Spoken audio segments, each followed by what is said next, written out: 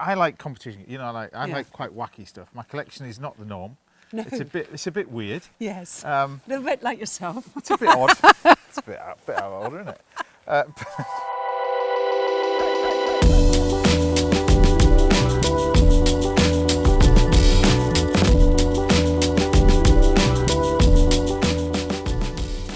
Hello and welcome back to another episode of Kid in a Sweet Shop. Today I've come to visit one of the UK's most loved and most successful chefs, Mr. James Martin, and he also has an incredible car collection. Right, I'm going to show you his code. Let's go and see what he's got. Abracadabra, in we go. Oh, look at this. I don't know what I'm more excited to see. How are you? Probably that, knowing Yeah. you. Hello. Go cuddle that. Hi, buddy. How are you? Go cuddle that. That's what you want to see. Can we just talk about that? Look at it. What about it? Tell me everything. History? Well, it's the last time out. It won the Whitson Trophy at Goodwood. Yeah. It won quite a lot of things in Switzerland as well. Hill climbs. I'm going back there next year to do this quite a famous hill climb up in Switzerland with it. And you but Jason and Plato and me were Jace, supposed to drive it. Yeah, I was about to say, look, there's your names. Yeah, it was a JD Classics all car. Yeah. And one thing that JD did amazingly well is they prepared cars to win. They're amazing. So it is an amazing bit of kit. And not until you fire it up and until you drive it, there is no other thing on the road like it. No. None. Do you want to hear it? Is it noisy? Is it noisy? Yeah. Yeah, pretty much so, yeah.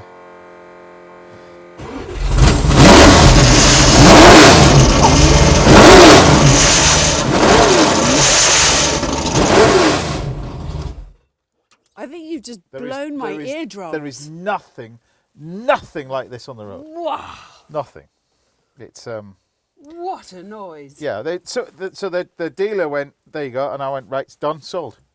That's it. Yeah, I'd Just never driven it. started up. I'd never driven any one of my cars that I own. I've never driven them until I bought them. This is I've had this for 20 years. Have you? This has been restored 18 years ago. Most people think this is an Eleanor. That would be all the plastic stuff at the front. Yeah. But all this is. It Oh, took one guy Yeah. 400 hours just to make that bonnet hood. So tell me the story about Shelby, about this car. Well, this came from Florida. Yeah. We'd actually seen that it had raced when we took it apart. It was quite damaged on one side, particularly when they hit the wall. Oh. So and it was sort of leaning to one side as well. Yeah. So I took it to a guy quite local. So you bought it damaged, or it ended up over in? It was actually a purple car when I bought it, and I gave it to this wonderful chap in local to us, and he said about spending about 18 months, just him on his own, restoring the whole thing.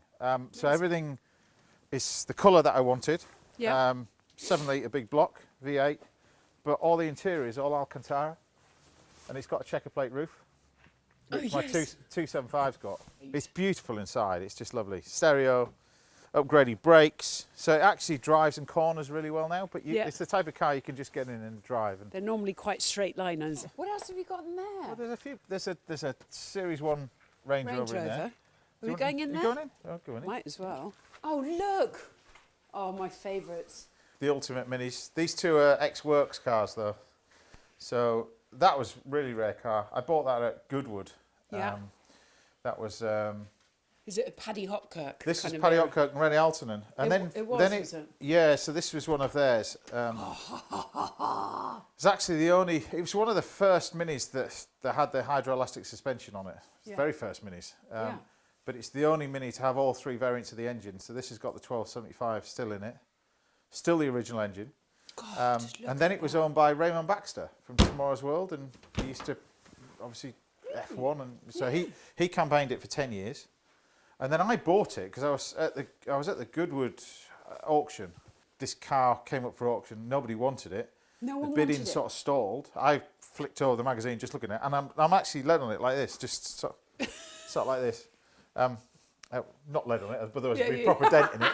But and then I ended up buying it, and then I've owned that for probably 16 years now. And then this I bought about probably 10 years ago. This was the second to last works Mini out of the 28 built. So this actually was built in the 67 era. Never actually raced, but this was... Never raced? But, so it's got actually bits of Mark II Mini on it. Bits, yeah. So you've got 63, yeah, 67. So only 4 years with Mini rallying. yeah. And then this really cemented my love of rallying. And then... I've never had more fun in a little Mini, in a 1960s. Well, I used to race Mini. Appendix K Minis at Goodwood and stuff like that. I had a race one for Tarmac and Brands and stuff like that. But rallying is... Makes your soul happy. Yeah, love them. rallying is where it's at. But that was the car that started it all off, the rally. Go and see what's this new thing here. What this thing? So I haven't actually driven this. This is brand new. It arrived 2 days ago. Yeah, you said you got a new one. So this is actually It's very mint. Well, this is actually, yeah, it's actually beautiful. A gentleman called Neil Kirkham owned this car for 16 years, and it was his pride and joy. Not just the car, it comes with a history file and it's the original race suit. This the Acropolis Rally in '69. It's got the original trophy that they won. Well, they didn't win; they came second. Yeah. But this was the very first works Escort You're joking. ever made. The very first. Wow. So this was raced by Roger Clark. It was registered in '68. It was raced by Roger Clark in '69 at the Acropolis Rally. How exciting. Yeah, so I've never driven it. Well, maybe this is the one then. This could be the one. I've never driven it. It arrived on Saturday. Look at it. I mean, you won't believe. You could eat your breakfast off this. Look at it. Oh! I mean, tell me you cannot. Look at it. It's immaculate. Hey? It's immaculate. It's mint, isn't it? It's absolutely immaculate. It's pretty I can't cool, believe isn't it? it's the first ever one. The first. Chassis number one. That's really awesome. Out of all the cars, this is what I want to take you out in. I'm not going in a Gator. This is mega. Why do I want to go in a Gator with all these cars here? Because this is where it's at. This is amazing. This arrived a week You ago. do make me laugh. This is amazing. It's got a heater on it. It It's got hasn't radio. got one It's bit got a of winch. dirt on it. It's new. It's only arrived. I kept it here for you. Unlike your car. Look at it. What's wrong with my That car? looks like a skip with BMW badge on it. Look at it. When It's was the last time you basically- cleaned that? Because I live in the proper country. No, you don't live in a... That's disgusting. Shut up. Okay. This thing is unbelievable. Yeah, they are. They're indestructible. Yeah, it's a good. Can I just show you what you've got to have when you order a Gator? Stupid little gadget. Now, what's that? You ready? What are you going to put in there? Stuff. It is very cool. Eh? And when you want to chop down a tree, look. There's a ruler. Oh, there she is. There's a couple of other things. Well, that's Colin McRae actually stood on the car that I own. Yeah. That picture. Yeah. Funny enough, at the Acropolis Rally when he won it. Amazing. What a So hero. this time of year, I send my cars away to be looked after and bits and pieces. Yeah, So yeah. there's a little bit of work done on the livery, a little bit of work on the bonnet, and a little bit of stuff that I'm having done to the McRae car. How many races had he driven in the car that you've got that's not here? 14 and won 3, 4, won 4. Amazing. And when he won 4, that was the car that came second. Really? So that's Peter Solberg's WRC yes, yeah. God, Subaru it could Impreza. drive. Yeah. Just the smell of it. Well, the smell, it runs on that sort of high octane fuel. Oh. So you can't go to the petrol station in it. I like quite fond of that smell. But the same thing with the McRae car, the same thing runs on it. But this is where obviously where the rally sort of thing, it became a bit of an obsession for me. So Yeah, I was about to say, because you've got more rally cars here than kind of road cars. Yeah. Is that because I just think they're amazing. I just think you've only got to watch the rally car drivers, the current ones as well as the old ones. Watch them and watch the skill involved in it. Oh. But I just think it's amazing. Do you take this? Is this a I'll road take legal? Yeah, road legal. You can take this out if you want. Stop it. This is amazing. It's better than the Gator option. The Gator's pretty cool. I'll need the Okay. Gator to pull you out of the hedge when you crash this one. Stop it. What's wrong? You do know that I'm a much better driver. Well, than I know you you're really just talented on won't- you won't- tarmac. There's a you bit of a won't- difference thing on gravel, though. You won't accept that fact. Tell me about this. That's a 275. That, to be fair, has been sort of tweaked and changed. What I love about cars is people sort of tweak it, and I love the history side of it, Yeah, but not so in a can weird you- way. I don't sit there with a sort of trestle table and a seat in the middle of a field talking about pistons and stuff like that. I've got no interest in that. But what I love about stuff like this, you look at the old owners and they've all done stuff to it over the years. Really? So this was campaigned about like 40 years. This was raced. A guy, German, had it, and it's all been tweaked. It's all got this. I don't recognise this kind of little. No, it's had a roll-off engine put in it.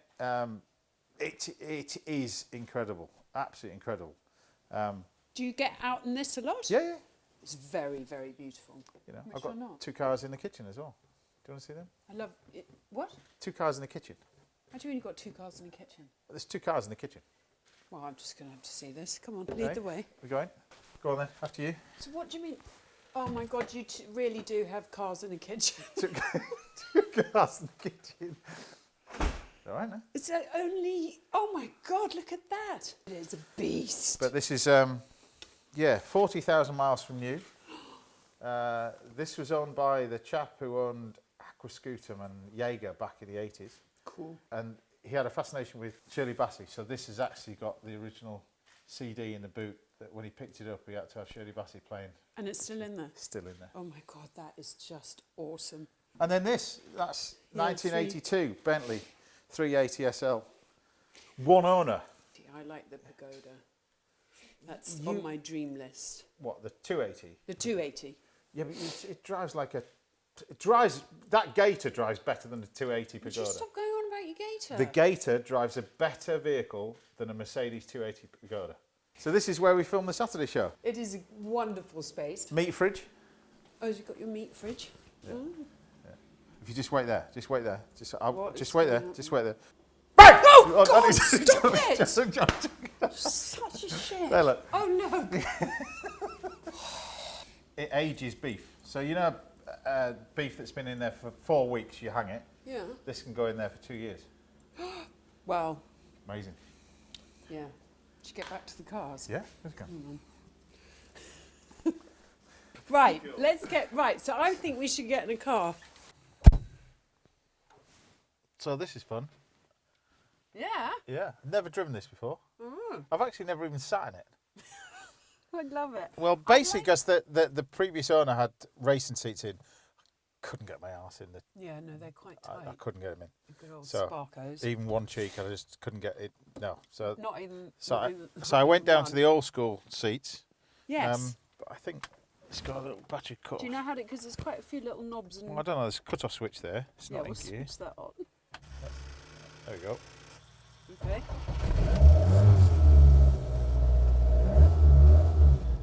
Just makes you just want to go sideways, doesn't it? You can imagine what it would have been like 1968, sat in this. Brilliant. Pretty cool, though. Absolutely brilliant. I love that you've never driven it before. Never driven it. You're about to see in a minute. You're going to stall it. No pressure. Oh, we're off, There we we're go. off.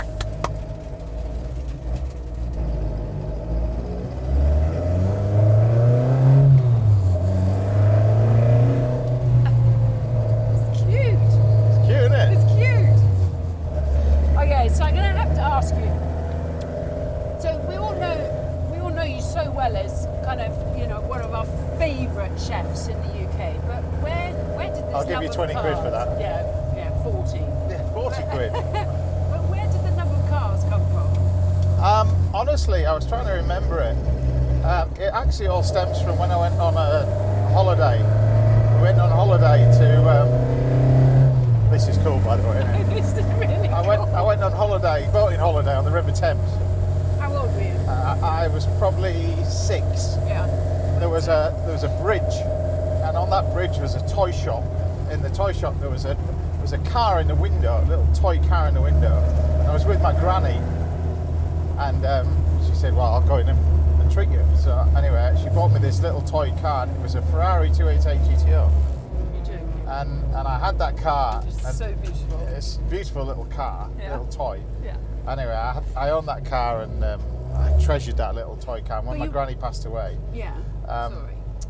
well, like most kids, you dreamed of having a car when I was a young kid, and used to. Yeah. Did you have posters and things Oh, like I that? had the poster, Like Lamborghini Countach, I had a Testarossa, F40, Yeah. and then we were farmers' kids, so we were leasehold farmers, so couldn't afford a F40 or a Testarossa or anything like that. Our treasured possession was a Massey Ferguson 135 tractor. Because you were brought up in Yorkshire and a kind of a farmer family. Yeah, So, but I treasured this little toy car. yeah. Okay. And anyway, fast forward to been a young kid. I always wanted to work, so when I was 10 years old, I set up my own little outside catering business. When you were 10. 12 when I was working in Michelin star restaurants. Made enough pocket money to sort of treat myself to a little vehicle, and I bought a Fiat 126 and then trashed that on the farm, then bought a little Mini for, I think it was 20 quid from the Exchange and Mart. Anyway, I fell in love with cars as a young kid, and managed to work in London when I was a young kid, working in some amazing restaurants throughout my teenage years So where and did my the early kind of career. the chef side? Did you ever want to become a racing driver, or you always knew you wanted to? I always had a fascination with cars, but I was never going to get the experience. Most racing drivers get it from when they were go-karting. I never did any of that. Right. Couldn't do any of that. I used to drive, like I said, the fascination came from a 135 tractor. Yeah. Still, to this day, you can go to my mates' places who've got this amazing machinery and cars, and it's the tractor that I get pulled You get to. excited about the tractor. I did notice Yes. the gator. You are going to go out in the gator after this. I know. We're But- going to have to. Yeah, exactly. And then that's where the fascination started, I suppose. Peering through the window when I was training in London and working in restaurants in London late at night, wandering back home, peering through the windows, going, HRO and yeah, all those, and I could name all the restaurants where the garages were. Right. And then obviously I did quite well at work. I didn't have a fancy car. My first ever car for the road was a Vauxhall Nova with a boot on the back, 950cc. wow. Nobody wanted that. It was No. brown interior with white. That's the only thing I could afford. It was 60 quid. And then I got a Fiesta diesel. And who were you training under doing your chefing at the beginning? I was with the likes of Marco Pierre-White back in London. Yeah. Alistair Little, Steve Bull, Warrell Thompson, Yeah. all the restaurants in London.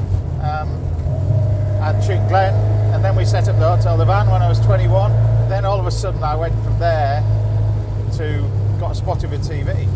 And as you know, television is it's kind of a weird world. Either Yeah. people watch you or they don't. And Yeah. I was quite fortunate. I did a little show called The Big Breakfast. The Big Breakfast. Yeah. Was this back?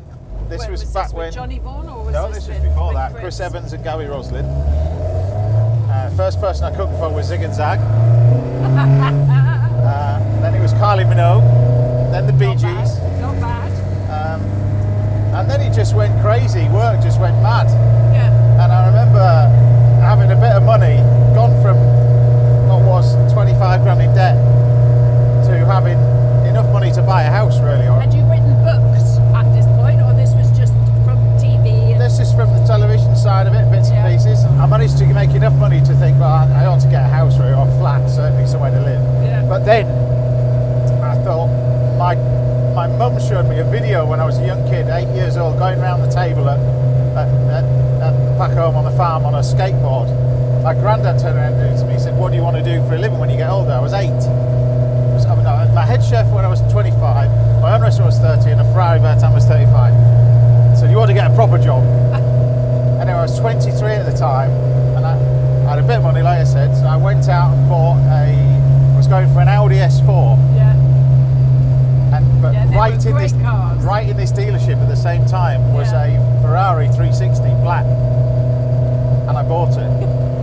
I was 23, Amazing. and I came back, and then well, then I sold it because I didn't realise you have to pay tax on all this money that you earn. Yeah. So that didn't really work. And then I sort of sold it, and then I went back to bits and pieces cars. Yeah. nothing. You got the taste. Nothing special. Got that little taste. Nothing special. But then I bought my flat, like you should have done. Yeah.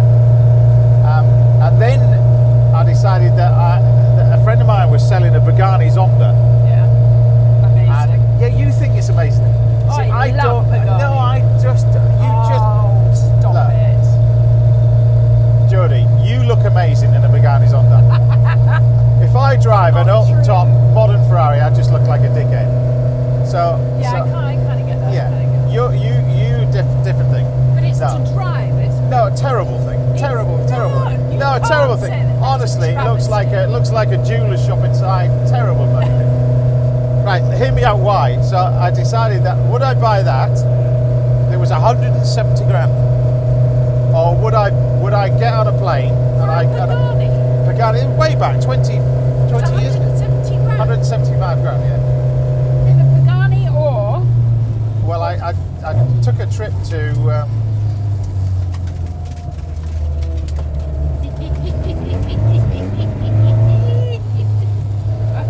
I took a trip to Essen, yeah. and if you've never been to Essen, incredible. Yes. Walked in there. There was two Mercedes on the top of this stand. It was 5 minutes past 9. I got there at 9 o'clock. Was waiting. 5 minutes past 9. Walked in. It's about the size of the NEC. Huge, great place. And on the stand was already a car that had just sold. It was a Gullwing Mercedes. Right next to that was another Gullwing Mercedes, 300 SL. and it was 175 grand. And I'm stood there chatting to this guy about it, a German chap, broken English. I couldn't speak German at all. And within 5 minutes, he turned around and said, "Look, if you want it, we'll shake hands. In Germany, you don't have to put a deposit down. Come back out here, drive it. If you like it, you bought it." And I bought it. What's worth more nowadays, though? Definitely the 300 SL. No, Definitely the 300 SL. More expensive. Pagani Zonda is not worth as much as the 300 SL, and you still look like a dick. they're quite And I was close. 25 at the time, and I still would look like a dick driving a Pagani Zonda. See, when you asked to do this, I went, I haven't got a helicopter, I haven't got these mega cars that you're driving, F50s and stuff like that. I've just got these.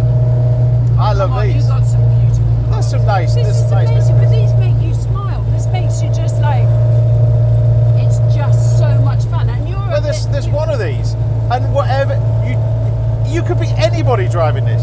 Yeah. Young kid, old Yeah. gentleman, Yeah. old lady, whatever. You could be any. I interviewed a wonderful lady the other day. She was 76, and she'd been rallying all of her life. Oh, She's amazing. wonderful. She was rallying stuff like this. She doesn't drive a Pagani Zonda. No, I know. I mean, it's very true. Each to your own, though, because some people like just going very, very quick in a If you straight want to line. go quick, then just And some people like going sideways. buy an Audi e-tron GTRS. Yeah, That'll that's beat right. anything. That'll beat a Pagani Zonda to 100 mile an hour any day of the week. Why you just don't like Paganis, do you? I know, I just don't like the certain modern supercars are amazing. Ferrari bit like ridiculous thing. That new stupid one. one-seater thing that you have to drive with the reason why you have to drive with the helmet on, because you look like a right driving it. I'm not being rude. Sorry to I'm not being rude. any people who've just put a massive deposit down on there. It's terrible. Terrible. Why have you bought it? No, I Is know it a pretty car? Some people Is like, it a pretty car? I mean, I find it quite aggressive, but no, there's some beautiful. That new thing that they've just launched, that's pretty cool. Yeah, that's the ones with the really slats on pretty. it, I like that. Well, what's the one I really love? Hang on, I'm going to have to Google this. I started off with the 300 SL and worked my way. Yeah, no, 300 SL is very. Then I bought a F40. Yeah. I bought a 288 GTO. Still got. I've actually bought two in my life. 288 GTOs. Daytona. Yeah. Still got. And then They're just timeless. 275, which is beautiful. But then I owned 275's very a special. Maserati A6 Monoposto, which I did the Mille Miglia in. Well, tried to. Didn't really work out that way. And then 296. That's what I like. The 296 GTB. Jodie, stop looking at these modern cars. You're in No, I Roger know. Clark's Escort, the first ever works Escort. It did the Acropolis Rally in '69, and you're waffling on about Ferrari. these big ass Ferraris. Jeez. Oh, yes, but you got to appreciate This puts a smile on everything. your face. So if you had open checkbook, Right. 8C Monza. Yeah, it would be. That's a very, very, very special car. So how many of them?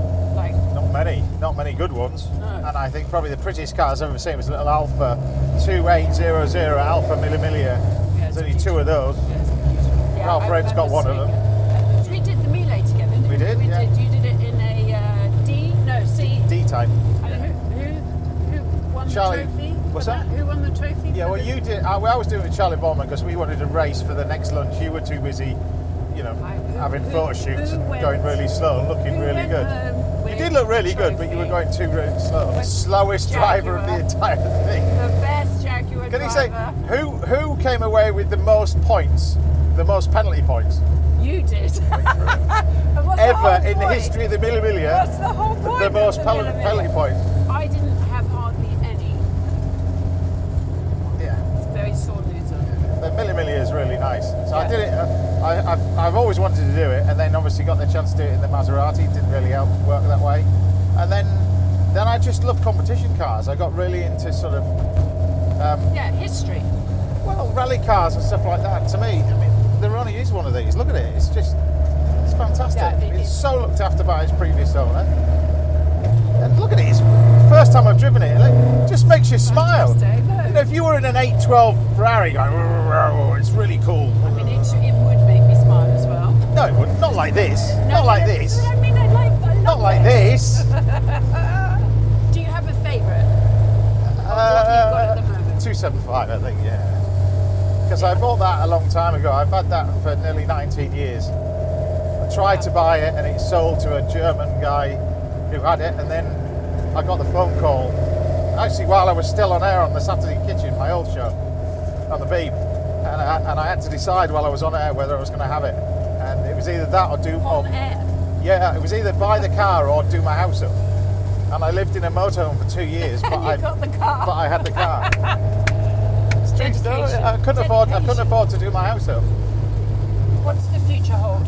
I don't know. I'm getting older, I suppose. So You've got a new book coming out. a new book, The Wine's out. Wine? Spud You Like. I'm involved in that. Spudgy Like, which you had to. I was like, I've never even heard of it. You've but- never even heard. Well, Yeah, because I'm a lot younger than you are. you are correct. Correct. You wouldn't look it on screen. Cheeky. Because how old are you? Huh? How old are you? 42. You're not 42. I am. Are you? 78. Well, there you go. That's, Did you like that's your cool. first drive? It's cool, isn't it? Really liked it. I would have liked to have a little bit more action. That's what you get when you're 42. Oh God! Come on then. Are you going to cook me lunch or do something at least? No, there's a KFC down the road. Let's go there. It's okay, I can't believe I've come all the I way take you down to a here. Spud You Like. You go. Oh, Can't believe you've never been to a Spud You Like we don't have Spudgy Likes down south. yet. They're amazing. So this is it. The future. This is the future. Spudgy Like. Yeah, You've you're had gonna be sick of me. Heard it first on Kid in the Sweet Shop. Right now, let's go out in a proper car, shall we? Are we going? Oh, we're gonna go. I'm gonna take you to lunch in a proper car. Okay, cool. In fact, we'll go to my restaurant. Shall we go to my restaurant? How far's that? About 40 miles. Chewton? Yeah, Oh, we'll do that. What? Oh, I can Okay. certainly see a few cars we can go in. we'll do that. Right. Oh, how exciting. I've never been to Chewton. I mean, I had other ideas of what you were going to take me to Chewton then. This is the one. This is it. It's going to take us hours.